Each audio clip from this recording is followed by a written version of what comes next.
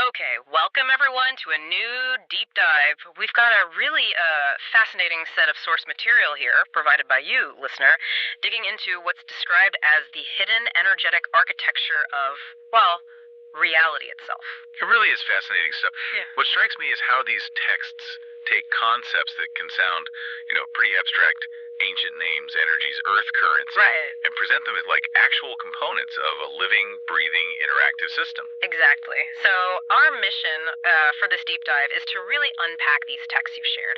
We want to try and understand the core framework they're laying out.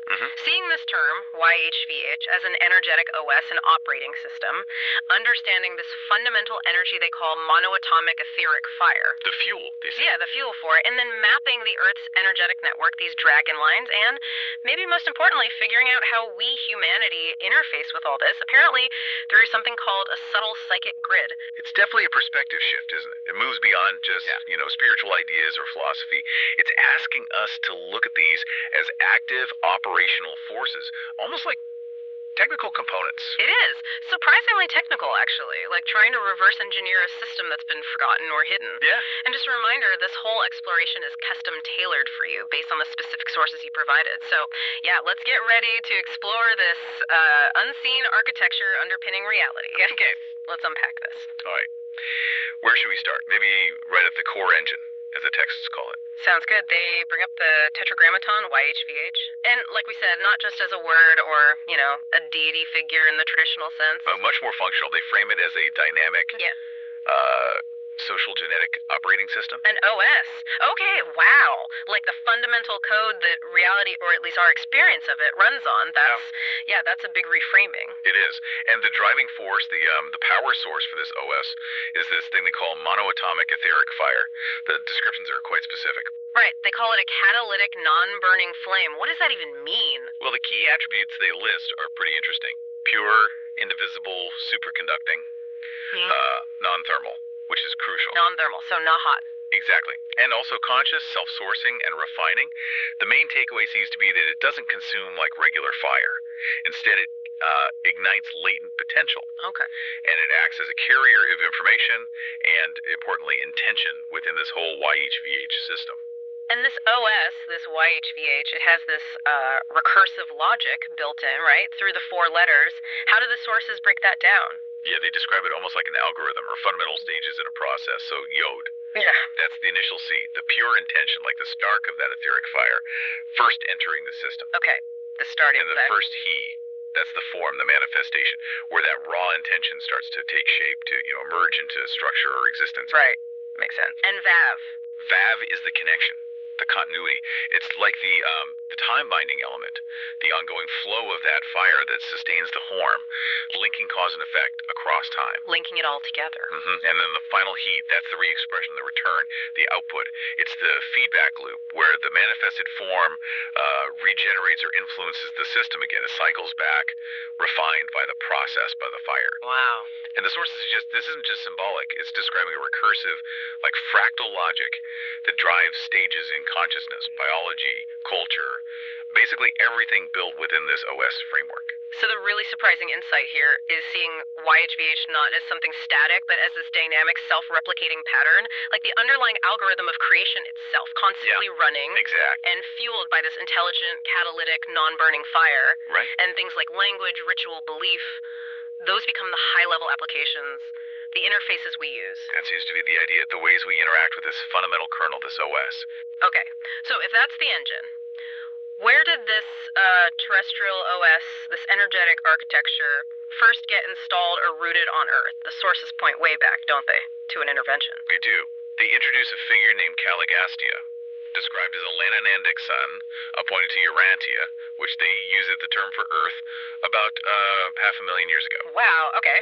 Long time ago. But then there's a big twist, right? Around 200,000 years ago, with the Lucifer Rebellion, Caligastia defects. Right, and the sources highlight something interesting about the location. They say Dalmatia was maybe a decoy HQ. Yeah, like the public face. But they suggest the real testing grounds, where these key energetic patterns were first seeded into the planetary system in humanity, were actually the Americas. Huh, okay. That's specific. And it was apparently during this period, around 200,000 years ago, that this proto-YHVH code, the sort of basic instructions for this planetary OS, was subtly woven into emergent human cognition. Like installing version 0.1 directly into the mind's wetware. Kind of, yeah. That's one way to think about it. And crucially, this is also when the initial physical infrastructure is said to have been laid down. You mean the dragon lines? Exactly. The nascent planetary key currents. According to these sources, they weren't just random natural energies. They were specifically designed currents, intended to channel and distribute that etheric fire across the planet. The initial hardware setup, you could say.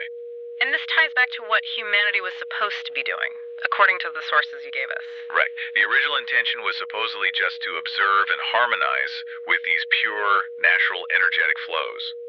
Caligastia's misdirection, his tampering, caused a deviation, a separation from that kind of instinctual, intuitive sensing of Earth's systems. Which leads us directly to these dragon lines. They're presented as the planetary manifestation of the YHVHOS, then, like the Earth's vital arteries. Or neural pathways, yeah. Circulating that etheric fire across the globe. They're described as being intimately tied to topography. Following mountains and rivers. Mountain dragons and water dragons. And they have these potent nodes, like energetic hotspots or intersections, called dragons' caverns, or zule, in the traditional terminology. And this is where ancient geomancy fits in. Your sources frame it as the art and science of harmonizing with these lines. Precisely. Geomancers weren't just, mystics waving their hands. They were seen as engineers, or maybe planetary acupuncturists, understanding the OS, its flow, how to interact with it constructively. So their practice involved, strategically placing buildings, homes, temples, cities. Yes, not just for practical reasons, but specifically to harness the benevolent, energetic influences of these lines, to guide the flow of etheric fire in a balanced way.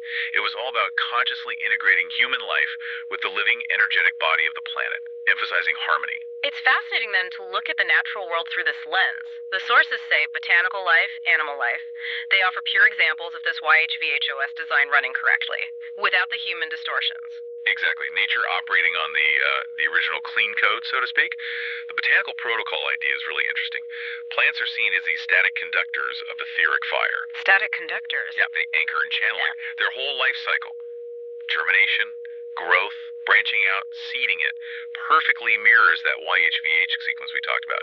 Yod, he, vav, he, seed, form, connection, re-expression. So plants are basically speaking YHVH through their growth? In a way, yes.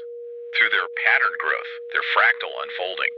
The sources suggest seeing forests as, natural temples, herbs as messengers carrying specific energetic signatures, roots as these recursive connections, drawing and transmitting the fire deep into the earth. And animals. Animal instinct. That's presented as the OS in motion, embodied flows, driven directly by the ambient etheric fire in the environment. Think about instinctual behaviors, migrations, hunting patterns, mating rituals. They're described as embodied protocols that follow this underlying YHVH architecture. Totemic understanding in this view wasn't just symbolic. It saw animals as living glyphs, like embodied instructions or directives of the OS. Wow. And these natural examples really throw that alleged Caligastian misdirection into sharp relief, don't they? Disrupting our connection to observing and harmonizing with that pure flow. It's supposedly led to this fundamental imbalance, this disconnection from the planet's natural energetic rhythm. Which is a stark contrast to where most of us live now, the urban landscape. That shift to cities, the concrete jungle, must have created a profound change energetically. Absolutely. And here, your sources introduce a concept they call anthropogenic ki. Anthropogenic, meaning human-generated. Exactly. The dense, incredibly complex, collective energetic imprint of all human thoughts, emotions, and tensions packed together in cities. It forms this powerful swirling layer in the psychic grid. Which can be good or bad, presumably. Both. It can be a source of immense creativity, innovation, but also overwhelming density, static, chaotic noise. And then layered on top of that, you have what they call digital dragons. Right, the artificial energetic noise from all our technology. EMF, radio waves, Wi-Fi. It's described as high frequency, often chaotic, and crucially lacking that organic, natural rhythm of the Earth's energies. Plus, regular pollution. Smog, noise. Yeah, those are mentioned too as disruptive vibrations, almost spiritual hazards woven into the fabric of urban life. So the challenge for a modern geomancer isn't just about finding pristine nature anymore. It's about adapting that ancient wisdom. Right, adapting it to navigate and, importantly, actively transmute this incredibly complex, tech-saturated urban energy field. It's not about escape, it's about engagement. Which leads to this idea of modern geomancy being more active, right? Not just shielding, but transmutation. Exactly, going beyond just putting up shields, it's about active engagement with the urban energies. And how do the sources suggest doing that? They mention using specific materials. Yeah, strategically, using resonant materials. Things with high vibrations to, say, purify a space. Grounding materials, like certain stones, to anchor beneficial energy. Conductive materials to help circulate etheric fire and chi, even in a dense environment. And you mentioned naturally magnetic materials. What's their role? That's a particularly interesting point in the sources. They're described as potentially pivotal for organizing the chaotic chi from technology. Essentially, repatterning the artificial noise, maybe coaxing it back into something resembling flow or coherence. So it's like an alchemy of engagement, using materials to build an energetic matrix. That's a great way to put it, creating a conscious energetic field that can filter, purify, and maybe even repattern the challenging aspects of urban chi, turning the noise into something more harmonious, or at least neutral. And this directly impacts us, right? Our subtle body, our energy field. Absolutely. The implication is that these practices aren't just about fixing the environment, they enhance your own energetic circulation, revitalize your chakras, build resilience, adaptability to the sheer complexity of urban life. So by transmuting the environment, you strengthen yourself. Maybe even unlock new kinds of intuition, like an urban intuition. That seems to be the potential, yes. Yeah. Becoming attuned to the energy dynamics of the city itself, not just being overwhelmed by them. Okay, let's shift focus slightly to humanity's unique interface with this whole YHVHOS. The sources stress our free will, which is powerful, but also means we can introduce bugs, distortions. Yeah, that's a key point. Our free will makes us co-creators, but also potential sources of error or corruption within the system. And a core part of our interface, according to these texts, involves the hand chakras. Hand chakras, okay. Described as intelligent energy portals in the palms, designed for direct interaction with energy fields.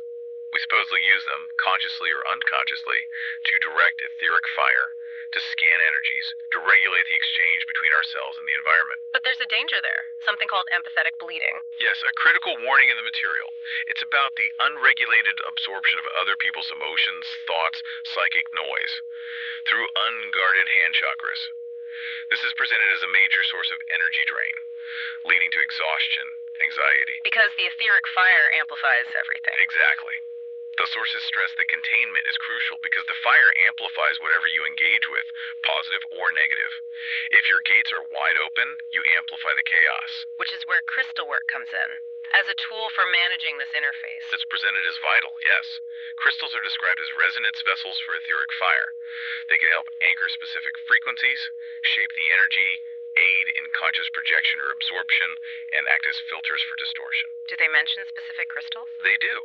Clear quartz for general amplification and clarity, hematite for grounding and protection, kind of ceiling leaks, Yeah. labradorite or black tourmaline for shielding against chaotic energy, especially tech-related stuff, and malachite for transformation, drawing up blockages. And they even suggest using them in your hands, like balancing the flow. Yeah, a practical tip mentioned is holding different types in each hand, maybe an amplifier like quartz in one, and a filter or grounder like hematite or tourmaline in the other, to consciously regulate your energetic intake and output. Interesting. And then there's language itself, framed as energetic spellcraft. Right, the idea that words, names, ideologies aren't just abstract concepts. False names or misleading narratives can create these collapsing energetic loops. Control systems that drain our etheric fire or misdirect it. So regimes, dominant cultural narratives, they're actively influencing the collective energy flow through language. That's the implication. They manipulate the human interface with the OS via belief systems encoded in language. Okay, so that moves us from the individual interface to the collective field, the subtle psychic grid. How do the sources describe that? As this vast psychic architecture, it's encoded and maintained within all our human systems. Government, media, economics, religion, art, culture, you name it. It's like a living infrastructure, made of belief. Exactly. A living infrastructure of belief and signal. A field that relies on pattern recognition and consensus-binding illusions. It's maintained by the constant reinforcement of collective belief and attention. What we all implicitly agree is real. And it has specific roles? Stabilizing those collective beliefs, filtering out perceptions that don't fit the consensus anomalous perception, they call it, and preventing what they term psychic singularities, like ruptures in the agreed-upon reality field. The grid acts as a kind of governor. And it's seen as a high-level application running on that base, YHVHOS, deeply influenced by the collective chi and the circulating etheric fire. Within this grid, they talk about mental mining. What's that? It's described as a psychic practice, actively extracting stuff from the collective environment, fragments of ideas, memes, emotional residue, shifts in symbolic meaning, cognitive echoes. How do you do that? It apparently requires cultivating a kind of silent awareness, sensitivity to metaphor, undertones, sort of multidimensional listening to what's flowing beneath the surface narrative. And connecting back to the city idea that anthropogenic chi creates dense layers within the psychic grid. Precisely. Those dense swirling layers offer creative potential, yes, but they also contribute massively to the chaotic noise and, well, psychic smog you have to navigate within the grid.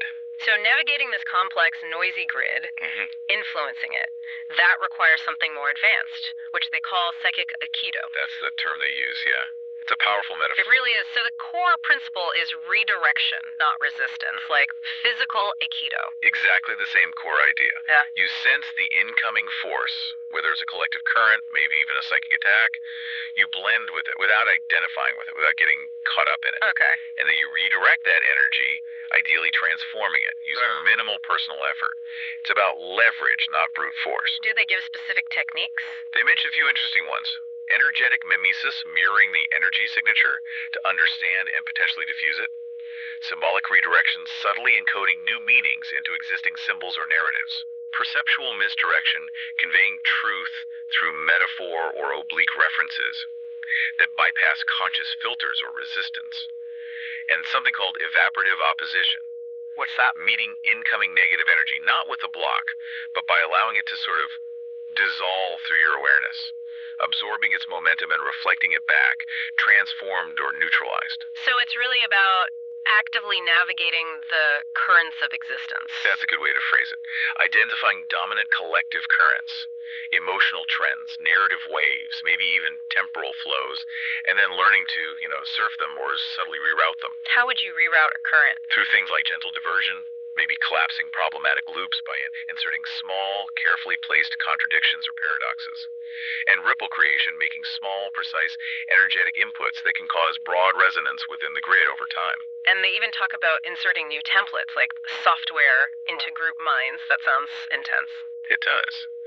The methods described include things like mimetic Trojan horses embedding new ideas within accepted cultural forms, narrative reframing, simple encoding, almost like installing psychic apps. Wow. And even dream dissemination, the idea that certain individuals might act as unconscious broadcasters, planting seeds or new patterns into the collective dream space. They also mention emitting clarity fields, like being a tuning fork. Right. In noisy or chaotic environments, the idea is to act as a point of coherence, helping to realign the surrounding chaos, not by force, but by simply holding a state of inner stillness, a zero-thought state, they call it, and resonating with a clear archetypal pattern, restoring symmetry. And finally, there's the practical side of just not getting shut down by the system, evading detection. Yeah, navigating the grid's defenses, censorship, ridicule, energetic pushback against disruptive signals. Techniques mentioned include perception cloaking, using humor or dense metaphors so the meaning isn't obvious, subsymbolic transmission, using color, form, sound, things that bypass the linear mind, ideological mimicry blending in superficially, and leveraging those dream protocols for more subtle, under-the-radar influence. This brings us to something really critical in the sources, doesn't it? The idea that resistance itself can be a trap. Absolutely crucial. They argue that direct resistance, uncontained protest, outright rebellion, even just forceful denial, it often ends up feeding the very loop you're trying to break. How so? Because it paradoxically uses and reinforces the OS's own tools and patterns. It mirrors the conflict dynamic. It's like trying to fight fire with more fire, energetically speaking. And it causes that empathetic bleeding, but maybe for the system itself, perpetuating the distortion. That seems to be the danger, yes. It keeps you hooked into the dynamic, draining your energy, and reinforcing the pattern of conflict within the grid. So the alternative isn't fighting harder, it's silence, containment. Silence and sovereign containment. That's the path presented. Learning to operate outside the system's primary, often compromised, interfaces. It's a conscious return to a more fundamental, maybe pre-symbolic level of awareness. Accessing the OS at a deeper level. Perhaps. Using things like breath work, nonverbal sound, pure intuition. These are described as root layer access points. Ways to connect with the pure etheric fire before it gets distorted by the noisy human interface or the grid. So the practice becomes carrying the flame without bleeding. Beautifully put. It means consciously activating that inner etheric fire, opening your own circuits like the hand chakras with clear intention, applying that energy with precision for a specific constructive purpose. And the crucial part. And then using sealing techniques, ensuring you are a sovereign conduit, directing the energy cleanly, not just a leaking gate spilling energy randomly or draining into the collective noise. It's about conscious control and responsibility. And that responsibility is huge, right? When you're dealing with perception, reality itself, energetic influence. Immense. Anchoring yourself is paramount. The sources repeatedly stress anchoring in foundational principles. They mention truth, silence, love, and the essential safeguard. To avoid becoming just another distorted echo, another ripple caught in the grid's feedback loops. Exactly. To maintain your sovereignty and integrity so you can actually be a force for coherence, not just more noise. Okay. So as we start to wrap up this deep dive, the core reframing from these sources you've shared becomes, well, pretty clear. We have YHVH presented as this living, energetic operating system fueled by this pristine, catalytic, etheric fire, networked across the planet through ancient dragon lines. And dynamically interacting, for better or worse, with the collective human psychic grid. Right, and Caligastia's era. It's not just ancient history in this model. It's recontextualized as this profound beta test, a deliberate seeding, maybe even a distortion, of this recursive energetic system on Earth. Laying down these complex pathways and, well, challenges that humanity is still navigating. While nature, the plants, the animals, they operate on that clean code. They stand as these living examples of coherent energetic flow, offering lessons in how interaction with this OS could be. Yeah, the untainted blueprint, in a sense. But humanity's unique role, with our free will, it lies in the potential to become the conscious agent within this system. The psychic ekidoka, maybe. The aware torchbearer. Resynchronizing, potentially, but not through that futile resistance that just feeds the loop. Right, but through reverence, through contained, conscious, energetic practice, and through that kind of alchemical engagement with the energies around us. It's more about becoming, perhaps, a silent architect, or a quiet poet of reality, not by shouting or struggling against the system, but by subtly repatterning the field.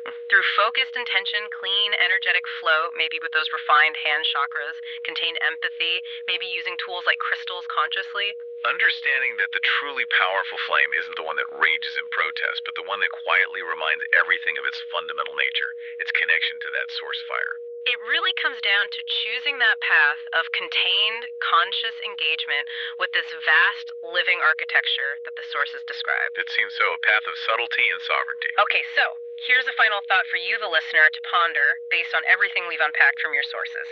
If direct resistance often feds the loop, and if these texts suggest true power lies in containment and silent influence, what's one small, contained, non-resistant act you could take today, right now, to subtly shift the energy in your own immediate environment? Something to think about.